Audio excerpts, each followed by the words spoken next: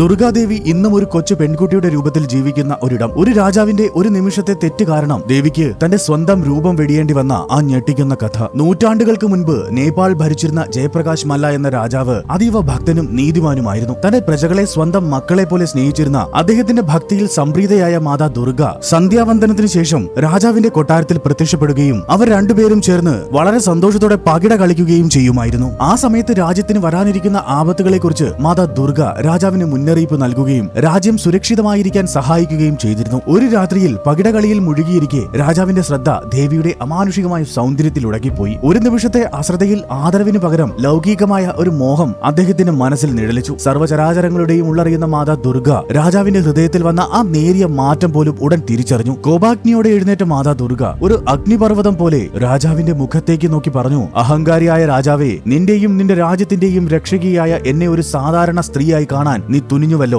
ഭക്തിക്ക് പകരം നിന്റെ ഉള്ളിൽ മോഹം ഉദിച്ച ഈ നിമിഷം മുതൽ എന്റെ ഈ രൂപം നിനക്ക് എന്നേക്കുമായി നഷ്ടമാവുകയാണ്. ഇനി ഒരിക്കലും ഞാൻ നിന്റെ മുൻപിൽ ഈ ഭാവത്തിൽ പ്രത്യക്ഷപ്പെടുകയില്ല. മാതാ ദുർഗയുടെ വാക്കുകൾ കേട്ട് ബോധോദയമുണ്ടായ രാജാവ് ഭയന്നു വിറച്ചു. തന്റെ വലിയ ആ തെറ്റ് തിരിച്ചറിഞ്ഞ അദ്ദേഹം വാവിട്ട് കരയാൻ തുടങ്ങി. തുടർന്ന് അദ്ദേഹം ക്ഷേത്രത്തിലേക്ക് ഓടി. ആ തിരുനടയിൽ വീണ് അദ്ദേഹം അലമുറയിട്ടു, മാ ദുർഗേ, അവിവേകിയായ എന്നോട് ക്ഷമിക്കണമേ എന്ന് അപേക്ഷിച്ച് അദ്ദേഹം അന്നപാനീയങ്ങൾ ഉപേക്ഷിച്ച് അദ്ദേഹം പ്രായശ്ചിത്തം തുടങ്ങി. മാതാ ദുർഗ വിട്ടുപോയതോടെ രാജ്യത്തിന്റെ ഐശ്വര്യം നശിക്കുകയും പ്രകൃതിക്ഷോഭങ്ങളും രോഗങ്ങളും കൊണ്ട് ജനങ്ങൾ വലയുകയും ചെയ്തു. തന്റെ ഒരു ചെറിയ തെറ്റ് കാരണം പ്രജകൾ അനുഭവിക്കുന്ന ദുരിതം കൊണ്ട് രാജാവിന്റെ ഹൃദയം തകർന്നു. ഒടുവിൽ മരണക്കിടക്കയിൽ കിടക്കുന്ന തന്റെ ഭക്തന്റെ കണ്ണീരിലും ആത്മാർത്ഥമായ പശ്ചാത്താപത്തിലും ദേവി കനിഞ്ഞു. രാജാവിന്റെ സ്വപ്നത്തിൽ ഒരു പ്രകാശ കിരണമായി പ്രത്യക്ഷപ്പെട്ടുകൊണ്ട് ദേവി ശാന്തമായി പറഞ്ഞു, നിന്റെ പശ്ചാത്താപം ഞാൻ കാണുന്നു. നിന്നോട് ഞാൻ ക്ഷമിച്ചിരിക്കുന്നു. എങ്കിലും ഒരിക്കൽ അശുദ്ധമായ നിന്റെ കണ്ണുകൾക്ക് മുന്നിൽ ഇനി ആ പഴയ രൂപത്തിൽ വരാൻ എനിക്ക് കഴിയുകയില്ല. പകരം നിഷ്കളങ്കതയുടെയും പരിശുദ്ധിയുടെയും പ്രതീകമായി ഒരു കൊച്ചു പെൺകുട്ടിയുടെ രൂപത്തിൽ ഞാൻ ഇനിയും നിന്റെ രാജ്യത്ത് വസിക്കും. അവളിലൂടെ ഞാൻ നിങ്ങളെ സംരക്ഷിക്കുകയും ചെയ്യും. അന്നു മുതലാണ് നേപ്പാളിൽ 3 വയസ്സിനും 12 വയസ്സിനും ഇടയിൽ പ്രായമുള്ള പെൺകുട്ടികളെ കുമാരി അഥവാ ജീവിക്കുന്ന ദുർഗാദേവിയായി ആരാധിക്കാൻ തുടങ്ങിയത്. ആ പെൺകുട്ടിക്ക് ഏകദേശം 16 വയസ്സാകുമ്പോൾ, അതായത് കൗമാരപ്രായമാകുമ്പോൾ മാതാ ദുർഗ